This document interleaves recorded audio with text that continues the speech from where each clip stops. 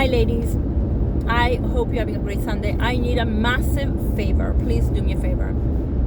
Send me any questions you have about menopause, perimenopause, and the use of HRT, especially hormone replacement, because there is a lot of fear around taking HRT, and I want to really debunk a lot of the BS that is going around, which I believed in for a long time before looking at the current studies and also understanding what the Women Initiative study was about and how it was done, which is the biggest F-up of medical history for women anyway, for women's health, because it wasn't done the right way. Wrong population, timing wasn't calculated. I believe also using urine or estrogen from horse urine, horses that were pregnant, is just not the right thing to do.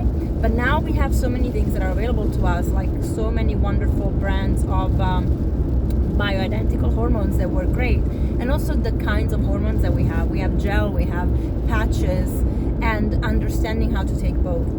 There are many OBGYNs that thankfully are educated, not enough, and probably you won't find them in the normal medical system, like the NHS or a public health system, because they don't have the incentive of learning more unless from higher up they're given these studies or these courses to take, workshops. So it's a little bit of a minefield, but that doesn't mean that we can't find amazing doctors that I educated and they took it upon themselves to learn more, because just like me learning all the time, I'm hoping that doctors want to learn more because they see that otherwise they're not helping their patients. This question to you, this request for questions, it's prompted by a message that I got from one of my inner circle clients, where she she has high cholesterol. Her routine blood work showed that it's going higher and higher. She was put on statin and it doesn't work for her. Now we have studies that show that women in menopause taking statin won't respond to statin like a man would. So again, the whole problem with science looking at men and then thinking women are smaller men and approaching it the same way instead of looking at hormones. And my first question to her was, are you taking HRT? And she said no. Okay, we have to find a professional in the UK that can help you here, because you should be looking at taking HRT. Now I know from other clients from the inner circle and outside the inner circle that in the UK, to get a visit with your practitioner to talk about hormones, so even those menopause clinics that they have, it's a waiting list sometimes of 6 months, and so it's crazy. And I think, again, not serving women. One of the problems is that not just OBGYNs should be trained in looking at hormones, but actually every single doctor, because a lot of the issues that women face in perimenopause and menopause are actually issues that other doctors will look at. For example, cardiovascular disease, so high cholesterol going up, that's got to do with estrogen declining. If they understood that, an HRT could make a massive change. So the very problem here is that they don't understand hormones, so they don't look at it this way, and so they do it like they do for everyone, putting them on statins. And trust me, even if as a woman you have the best diet, this can still be a problem. Your cholesterol can be going up. So it is not, and it's not genetic, it's hormones. So we need to understand all these things. So I want to help you women really get that information, creating a toolkit. This is why I'm changing Living Health to something completely new. Living Health was my journey, right? But Cycles Wellness is my journey with you women, with us as women, to empower us to learn more and more and more, because this is so needed.